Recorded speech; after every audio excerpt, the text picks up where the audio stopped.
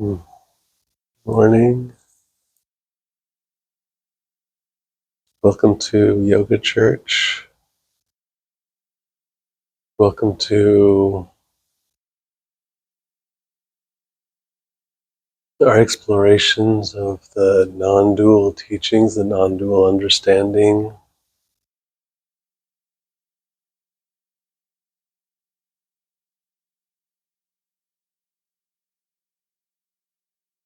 Today I'm going to probably introduce a little bit of what's happening here with the teachings, and then we'll maybe take a few minutes to just drop into a more experiential space. This is where the magic happens with non-duality, in this direct experiencing space. So we'll take a moment practicing letting the mind calm down, experiencing and feeling that experiencing space more deeply. Then we will have some sharing of the teaching. And the teaching is, again, pointers that, as we'll continue talking about, that are pointing at what can be directly experienced. Nothing needed to remember, just take the pointers as, or take the words as pointers, things to check into and look at personally and directly. And then there's always time for questions. Questions are important in the teaching,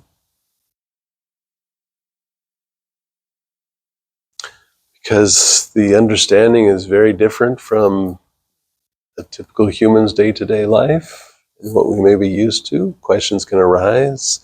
The questions can be held internally and answered internally, and often that's what will happen. But also the questions can be discussed here as well. Questions can arise during the conversation, but it's nice to have them at the end if that's what can happen. But if they happen during, that's okay too. So first, the introduction to what's happening here at Yoga Church. Yoga, meaning that union with the divine. Union feels a little bit dualistic, but it's okay. It's really that seeing in non-duality spaces, that seeing of the divine within everything, which is definitely part of yoga. And then traditionally, non-duality is thought of as jhana yoga. So jhana yoga is the yoga of knowledge, and there's a teaching and it's direct pointers to show the misunderstandings in what is real. So there's something about the misunderstandings are veiling what's real. And then as we investigate those misunderstandings, the veils fall away. This is a subtractive process. We're not adding in new things. We're not adding in new beliefs. We investigate and we see what we've been believing in and thinking, and the way we've been looking at the world might not be completely the way it is. And then in that, we or we don't do it, but the misunderstandings just naturally fall away. Then what is real will naturally be present, but also there's pointers towards what is real is too, and we continue to investigate what we point to as what is real and what we point to as the misunderstanding. Jhana yoga, the yoga of knowledge. So the thought of as the direct path, because it directly shows us where the misunderstandings are and what is true, instead of it just happening naturally, spontaneously, which it definitely does. This is kind of a direct way to get there.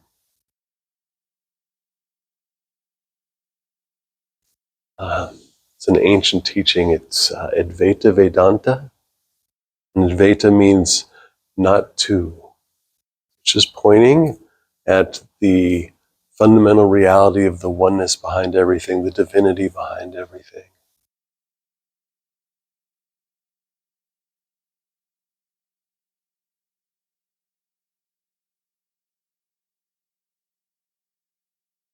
And what I'm going to be getting into somewhat today is kind of coming at it from a different angle and looking at the space of allowing, of total acceptance. This is something that happens in this teaching. And this is actually the root of suffering, as the Buddha said, dukkha.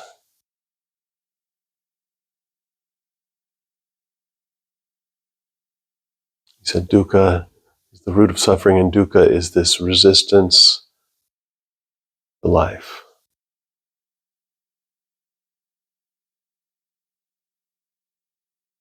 We live in an enormous amount of allowing, naturally, spontaneously, everybody's doing it. But then there's all these places where there's not allowing happening, and we'll investigate that some.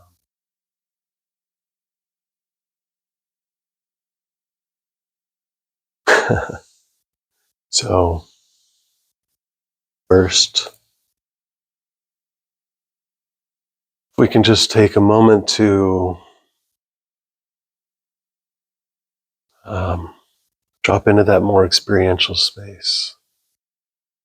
In the veil is all these thoughts that keep on going on in our heads. What we're sharing here today is beyond the thoughts, before the thoughts, indirectly experienced. So we want to just take a moment to kind of deepen into this space of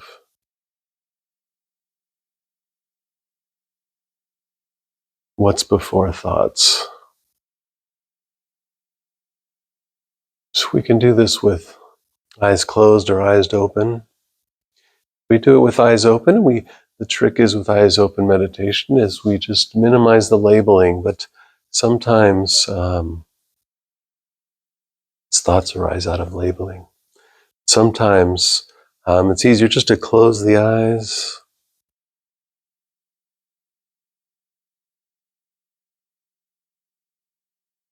Take a few deep breaths.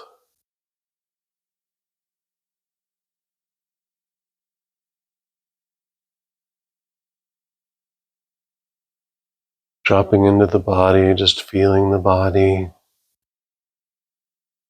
Experiencing the present moment.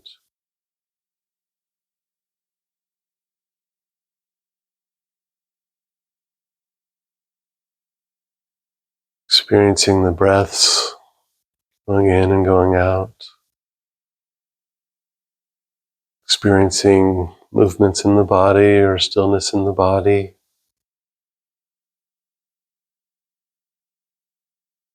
This body tends to rock a lot. Experiencing just the body against the floor, seat.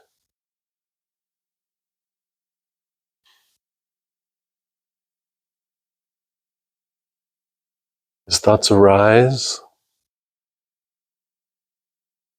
we don't push them away. We don't judge them. No being upset about it. Thoughts will arise naturally. One part of the teaching, understanding that thoughts are doing their thing, and it's just a not getting tangled up in them. So again, we want to go beyond the thoughts, before the thoughts. So they're not important here. Thoughts are wonderful, and we'll be sharing thoughts later. But always coming back to this space of before thought. And the more that we do this, we can do it in meditation time and just in our day-to-day lives. Taking a moment. And then the more that we do this, that space before thoughts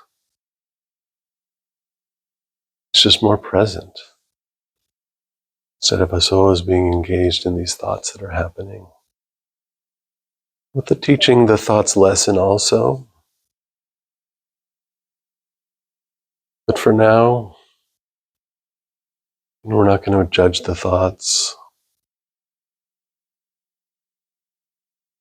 They're like clouds in the sky, and the sky is the sky with or without the thoughts. You exist with or without the thoughts.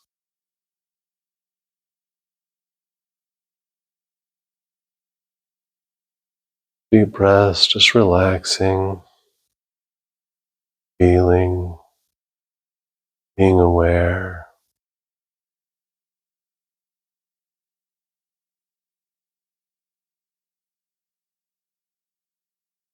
We actually can't stop being aware.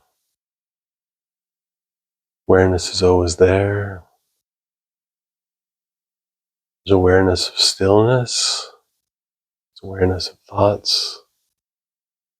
Awareness of sounds.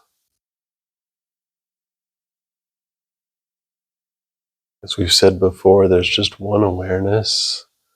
There's not a sound awareness and a thoughts awareness and a body sensations awareness. There's just one awareness.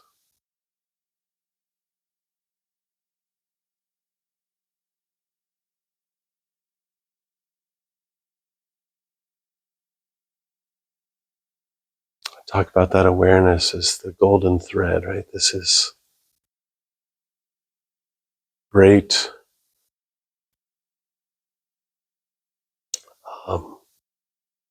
connection with the absolute, with what is always real, with the now.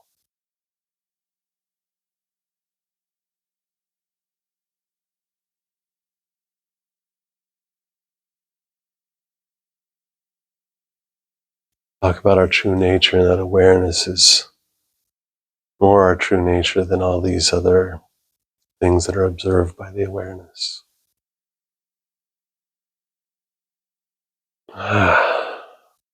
So nice to just take deep breaths, relax the shoulders.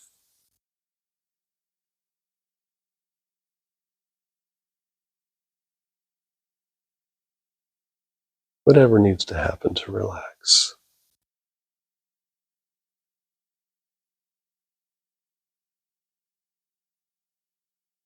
The absolute,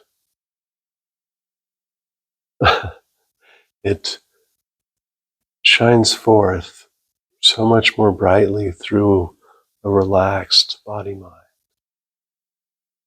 Intention can happen throughout the day. It's okay. It's just life.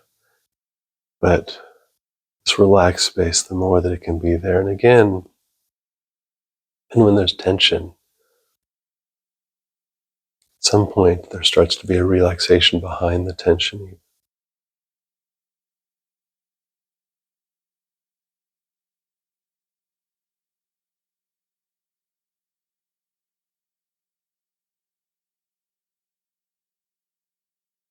Tension is it's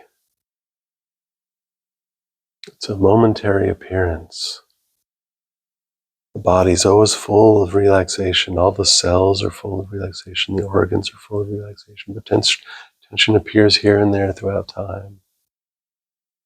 There might be short-lived tensions and long-lived tensions. There is a relaxation that's always present, or life couldn't exist.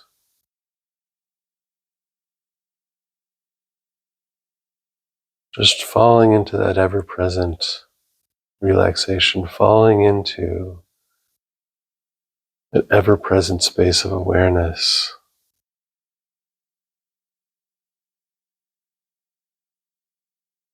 And in all of this, that wholeness, that divinity that permeates everything, begins to shine forth more and more.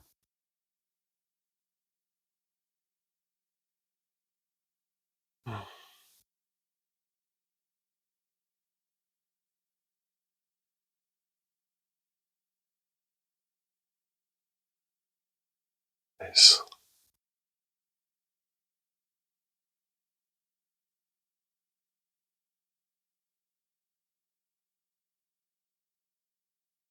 So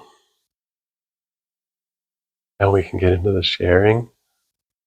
Again, to meet it from this space of relaxation.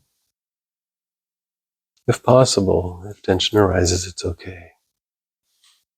So, from the space of relaxation, I want to talk about allowing, which really feels like the same thing as relaxation, but again,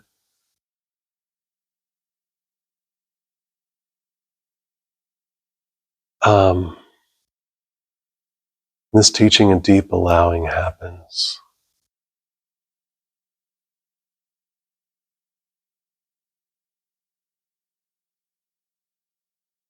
So Buddha is saying that the first noble truth, so he had the Four Noble Truths, and that first noble truth was life is suffering,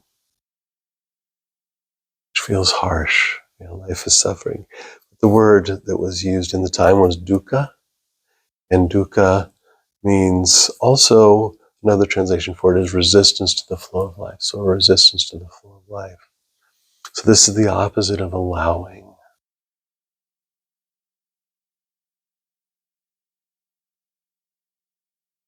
So allowing.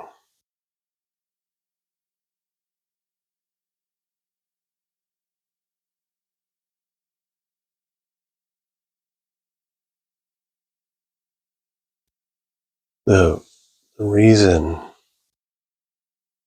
that we don't just live in deep allowing is because we have some false beliefs about things. That's all it is. So we'll look into that.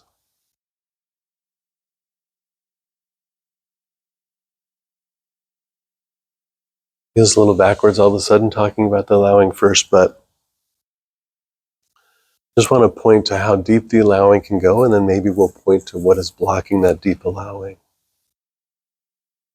So there's a saying in non-duality circles. I tried to research the saying some, and I couldn't find a good source for it. In a way, it's for sure ancient, and also this appears different non-duality teachers and teachings are sharing this. But the teaching is, a great mantra is, what comes to me unasked is meant for me.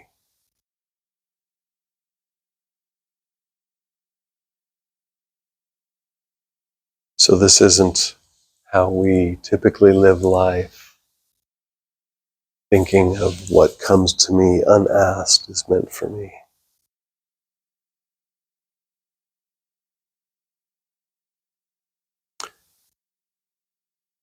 So a basic part of this teaching, and really throughout time, but Ramesh Balsekar talked about, made it very fundamental to his teaching, that God's will is prevailing, and the more that the understanding is unfolding in this life,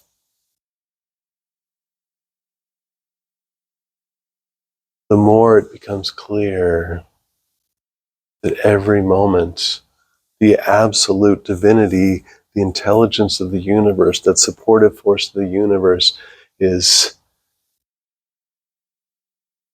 just permeated. It's so deep, and there's still the laws of physics, there's still gravity, and there's still Coulomb's law with charges attracting and repelling, and Newton's laws of mechanics, and this is all still there, but even deeper and even more full and more complete is the divinity that's permeating every moment of every life throughout all of life. This is the understanding that starts to be experienced when this teaching is taken to heart, and when, again, the veils of the misunderstandings fall away.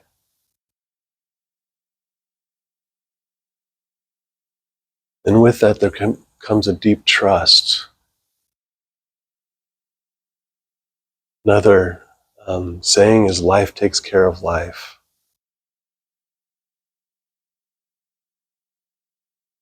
I love Francis of Assisi looking at the little bird during his awakening and seeing that the birds are just taken care of. The universe is taking care of the birds and nature.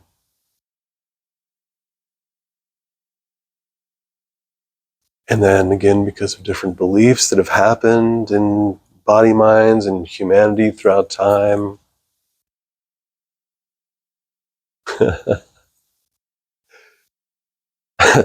we've lost this understanding, or we've taken on a false understanding that says that life isn't taking care of me. I have to take care of myself. Maybe even life is out to get me. We have that victim mentality about things. Why did this happen to me? But what if all that you are met with in life, you're experiencing it from the space of what comes to me unasked is meant for me? It doesn't mean that everything that it's experienced is going to be a positive, fluffy, delightful experience at all.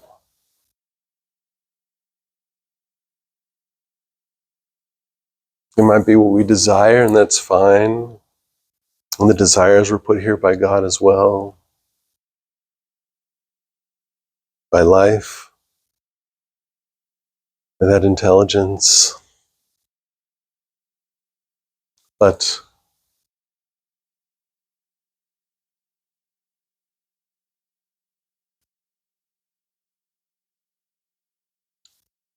they're not always going to be met. And this is an understanding in life. And we can see, I love learning about the lives of saints and sages throughout time.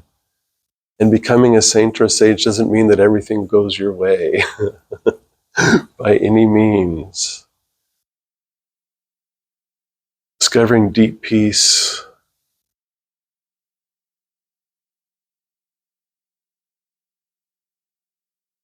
it's not everything going your way. That's not where it comes from. This is part of the misunderstanding.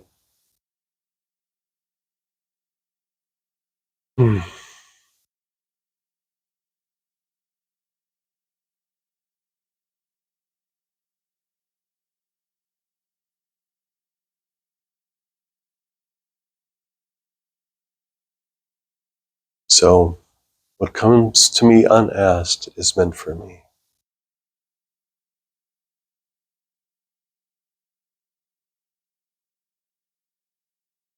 It's also recognizing the fact that these individual body minds, these individual minds, they can't understand the vastness of how everything is unfolding.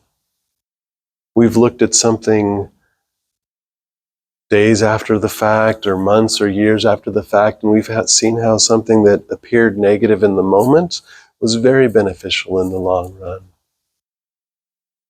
And we don't always have that understanding in hindsight, but maybe something negative happening that was experienced not positively here was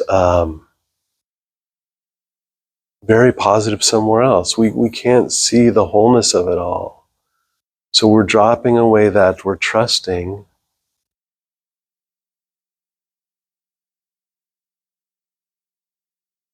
that life takes care of life.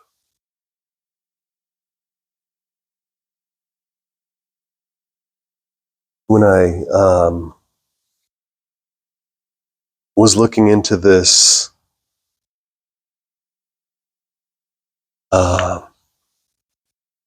where the saying comes from, some search engine or something referred to this saying as radical acceptance. And that just points to me that sometimes we're not accepting, which is true, right? What we can do is we can just be more open to what's happening in the moment. And so this is when Buddha talks about this life is suffering, and his second noble truth was that there's this pushing and pulling that's stopping this allowing, and this pushing and pulling is that acceptance or that allowing not happening, not being okay with the moment.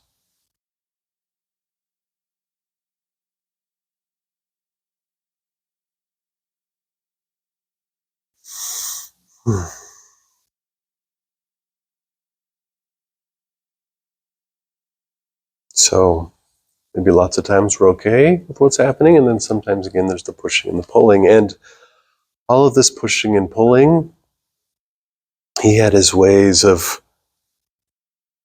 realizing we can go past that as nirvana, and then the ways to realize nirvana, he had his, I think it was called the Eightfold Path or something like that. But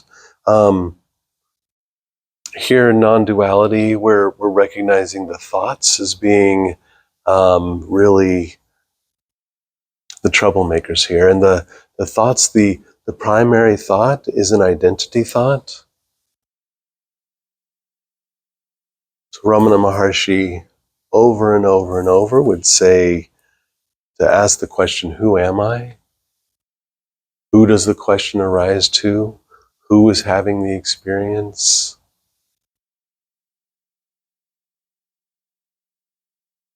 Understanding that all this suffering is coming from an identity issue. What's happening generally, and it's okay, it's how life is unfolded, but when we're finding ourselves in this teaching and we're have the opportunity to look deeper, but generally across humanity, what's happening is there's a belief that I am this body, I am this person, I am this body mind, I have a history, I have dreams of the future, relationships, and this defines me. Say, how are you today? We were talking about that, how this person is doing.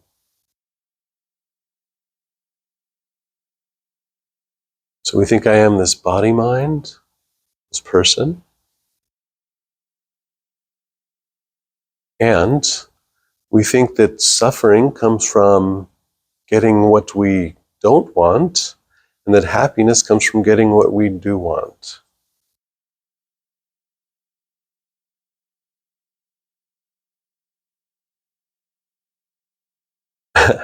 And the resistance to life appears.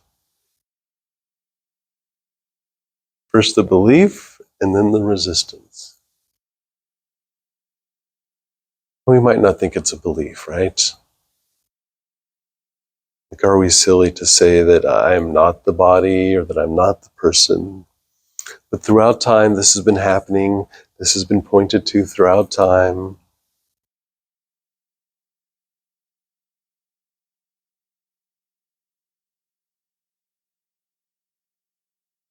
And it continues to be pointed to that we're more than that.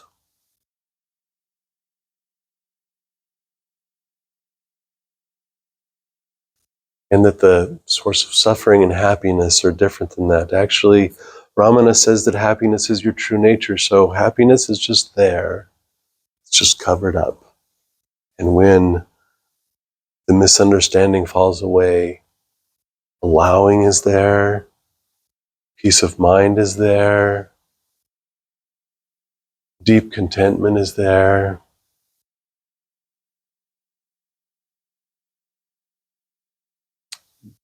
Happiness is there.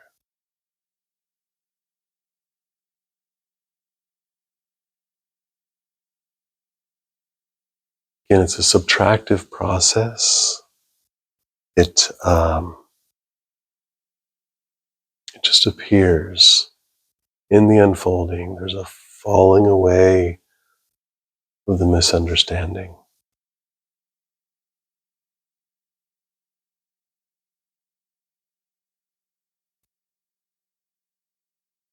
And I would take a moment to look at the nature of thoughts, because I feel that we maybe don't know the nature of thoughts. So thoughts become more aware as we rest in awareness more. We see thoughts happening, or even if we meditate regularly, we see that the thoughts come up. Sometimes we might follow those thoughts for a time, and then we come back and watch the breath, or just rest in the witnessing presence space. And we start to see them more and more. But before that, we might not. I just have a few notes of what thought feels like. It's this inner monologue. It can even be a dialogue, right? I shouldn't have done that. You're right. You shouldn't have done that. This whole thing can happen within ourselves. When labeling happens, when judgments happen, beliefs, imagination, concepts, just images, songs that's repeating in your head. This is all just mental activity, all thoughts.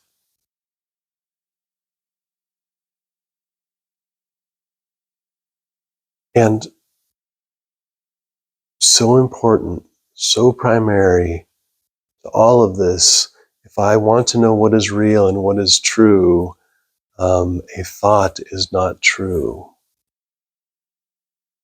So a thought may point to reality, and it may point to something that's totally unreal. But it can't be what's real. You can't capture it. When I say fire, the word fire doesn't burn.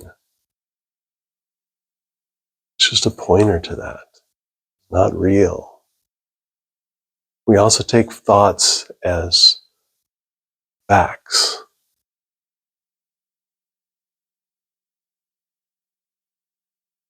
Somebody cuts us off in traffic, and then we think they shouldn't have done that. We think, what a jerk, a bad person maybe. Why did they do it to me?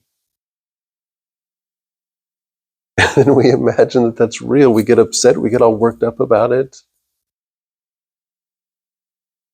When we have this understanding in the moment, that's just a happening. Beyond that, it's a divine happening. What comes to me unasked is meant for me. Getting cut off, wow, for some reason, that's what the Absolute wanted for this moment. I mean, my gosh, maybe they were avoiding an animal and, getting out of the way of the animal. Maybe, who knows what's happening, but we put all this story behind it and we imagine that story to be real.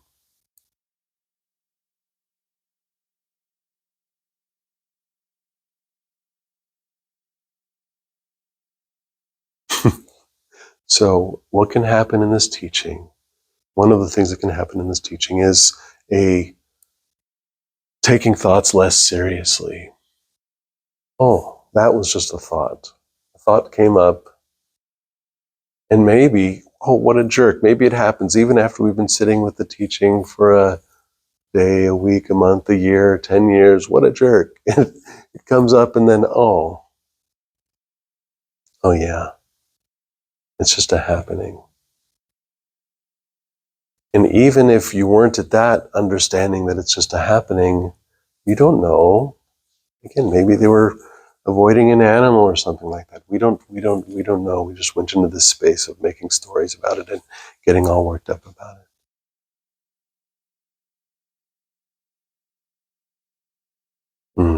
So not taking thoughts so seriously is huge. And again, we've taken this thought very seriously, that I am a body.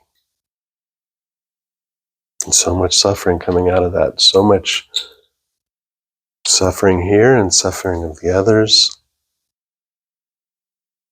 That I am a body. I wanted to take a moment and just quote Anandamai Ma again. I've said this before. In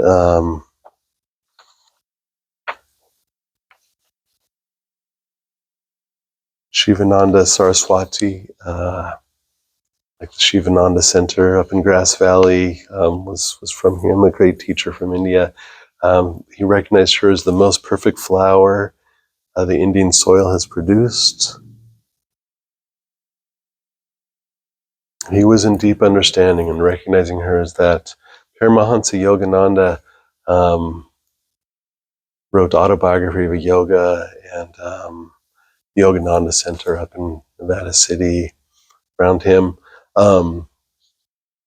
He asked her about her life and she said, Father, she would refer to him as Father. There's little to tell. My consciousness has never associated itself with this temporary body. Before I came on this earth, Father, I was the same. As a little girl, I was the same. I grew into womanhood, but still, I was the same. When the family in which I had been born made arrangements to have this body married, I was the same. And Father, in front of you now, I am the same. Ever afterward, though the dance of creation changes around me, in the hall of eternity, I shall be the same.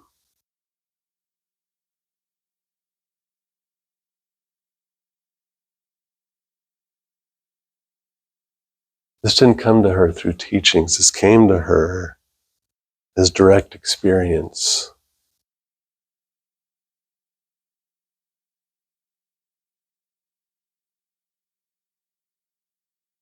More than the body mind, this awareness that we're pointing to. Talk about consciousness, but even more than that. Maybe we're more than just this body mind that we have taken ourselves to be. And the more that we recognize the nature of thoughts, stop taking them so seriously, more that this understanding can come to us.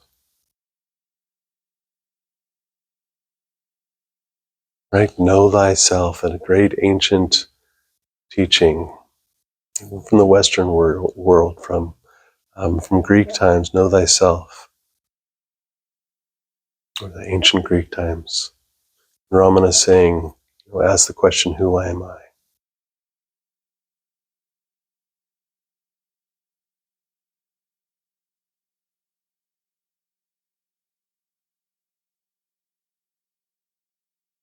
Say instead of focusing on what is seen, focusing on what does the seeing, where the seeing comes from.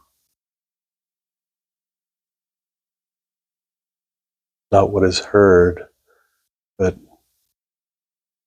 where the hearing happens, how the hearing happens, where that heard lands.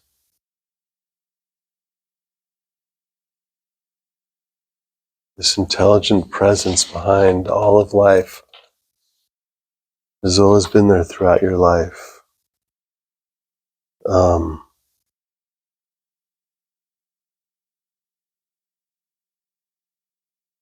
Maybe I didn't put it on here in these notes.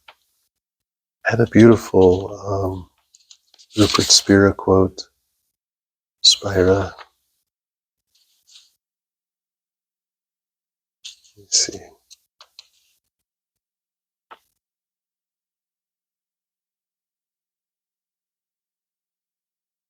That's not jumping out at me.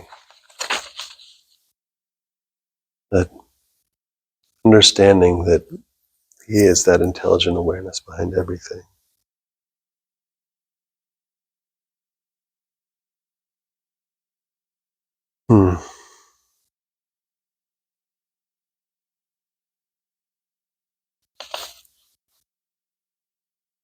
So, here it is.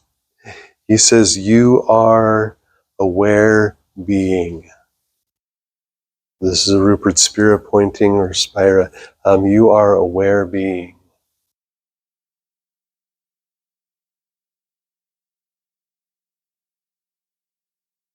John Klein, so Rupert Spira, he woke up in the presence of Francis Lucille, a non-dual teacher who's still teaching just like Rupert Spira. And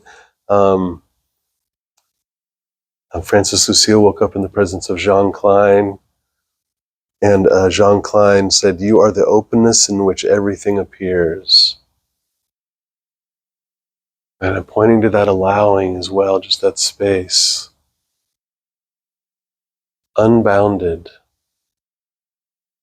One thing that happens here is we point towards the unconditioned truth, the unfiltered truth. When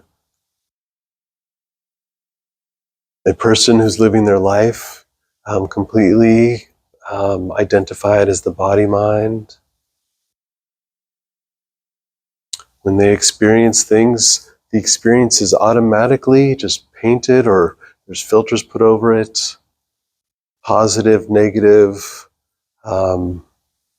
what they want, what they don't want, good, bad.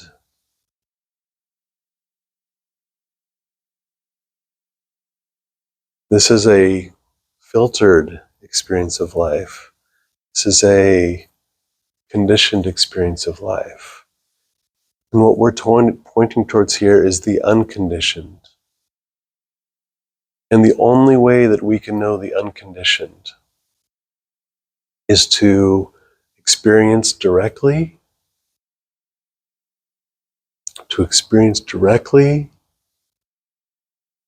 before thought. When thought lands on it, it's constricted. It can't, fire can't burn. Water, the word water can't get something wet. The word fire can't burn something. Once the word happens, once a concept happens, we've constricted it.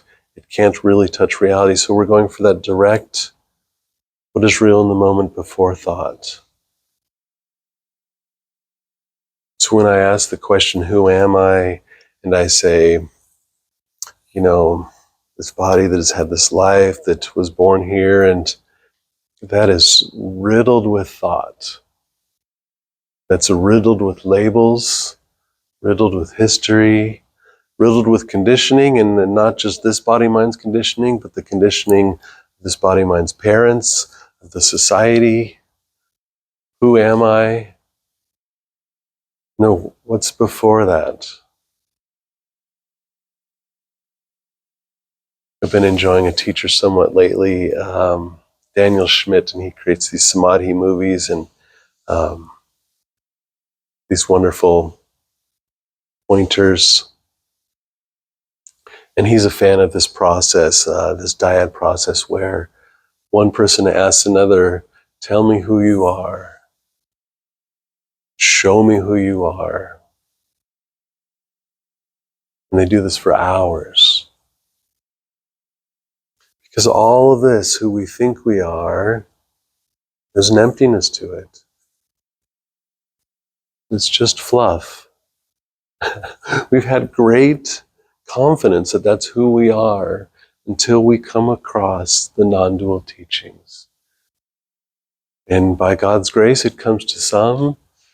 Maybe someday it'll be part of the life for all, but throughout time, really, it has come to some.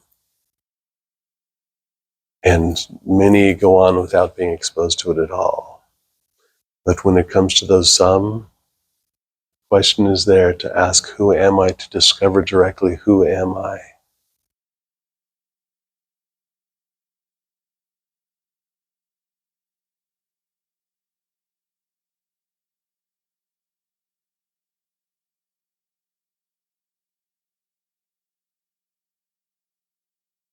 There's a lot to share here, but there's questions. We could do that, or we could talk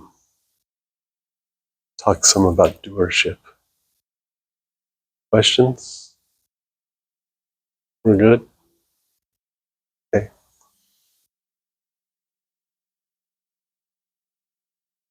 So, I think I am this body-mind. think I'm in control of my actions, and I think the other is in control of their actions. And I think happiness comes from outcomes going my way, that I'm in control of outcomes and I can make them go my way. And we talked about in the beginning here how the divine is running the whole show. Some things will go your way and some things won't go your way.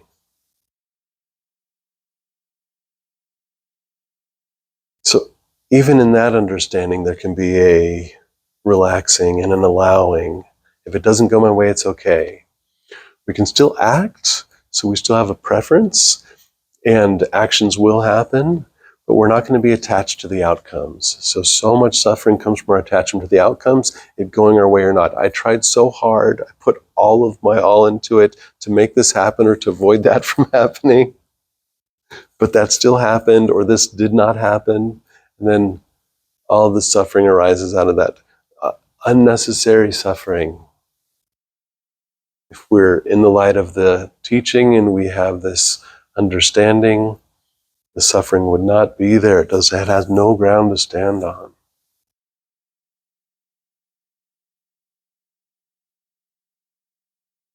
And then Ramana saying, that happiness is our true nature.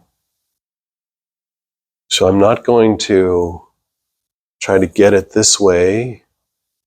And the Buddha too saying that the suffering is coming from all of this pushing and pulling, this acceptance of the flow of life. Happiness is just there naturally. Nice, so we've taken care of the happiness thing. But let's talk a little bit more about this doership thing and this belief in doership. So again, an ancient understanding, but still recognized today, and anybody hearing these words right now can recognize this today. If we're honest with ourselves, we can see this to be the case.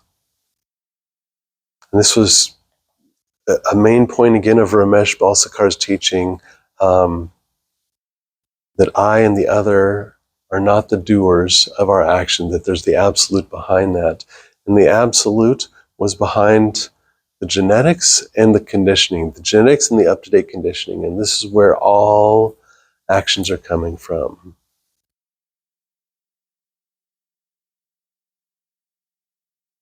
I feel that there's also that divinity in the moment, but we can just, I'm going to have that there as well, but we can just allow that to be there and just look at this genetics and this up-to-date conditioning.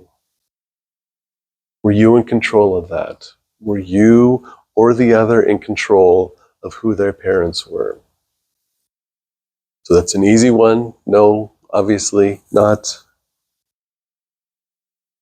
Okay.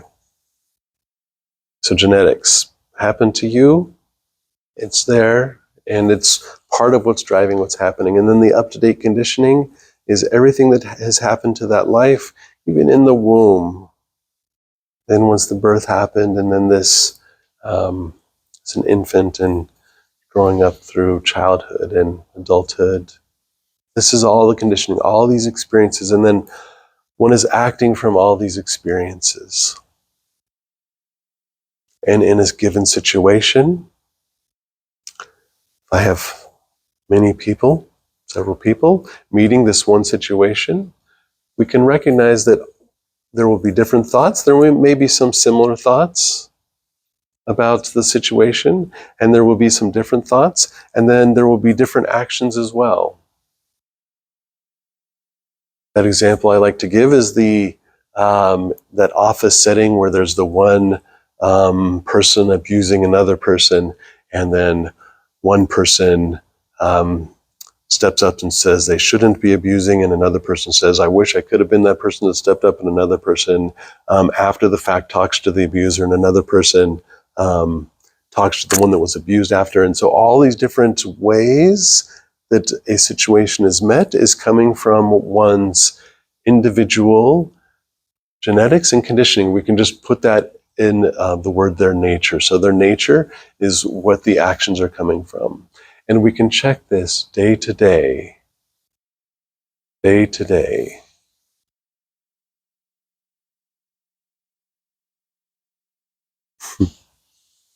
So the actions are just coming from that. And then what happens is we get upset that somebody acted one way or that we acted one way.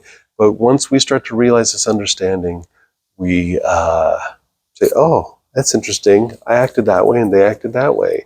Maybe I wish, maybe next time it'd be nice if I can act that way, but if it happens, it happens. If it doesn't, it doesn't. I'm not in control of outcomes. Ramesh had a wonderful kitchen appliance metaphor of you have the refrigerator and the toaster oven and the blender, and we don't ask a toaster to cool our food. We don't ask a blender to heat our food, but we ask a person to be something other than their nature. And then we get upset with them. I wish you were that way. Or we get upset with ourselves. So blame, hatred, guilt, and really so much allowing, needing somebody to be one way or another, needing myself to be one way or another. There's so much openness that starts to happen when we understand this. And just check for yourself day to day whenever this arises. Oh, they shouldn't have done that. Oh, I shouldn't have done that. I did it wrong. We're just going to check. Could they have done it differently? Does it make sense that it's just coming from their nature, from their genetics and their up-to-date conditioning? And with that making sense, then so much of this resistance is falling away. So much more acceptance is coming into place. And when I realize I'm not the doer of my actions, that the absolute is living through this life and through all lives, I start seeing. I'm not pretending that I'm the doer and they're the doers. I start seeing that life is taking care of life. How nice. So here at Yoga Church, coming to see the divinity in everything, the non-dual teaching, that's what's happening. As this releasing of beliefs in non-doership, as this releasing of the belief as I am just this body mind and seeing myself to be much more. The divinity behind everything, non-dual understanding, establishes itself in a life. All that it takes is a seeing. All that we've been talking about here is a seeing, not believing something new. It's not going to release the suffering. Seeing what is real. Seeing is effortless.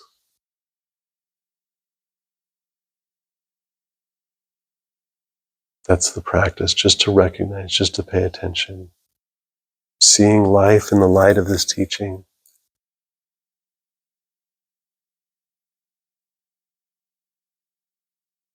Thank you.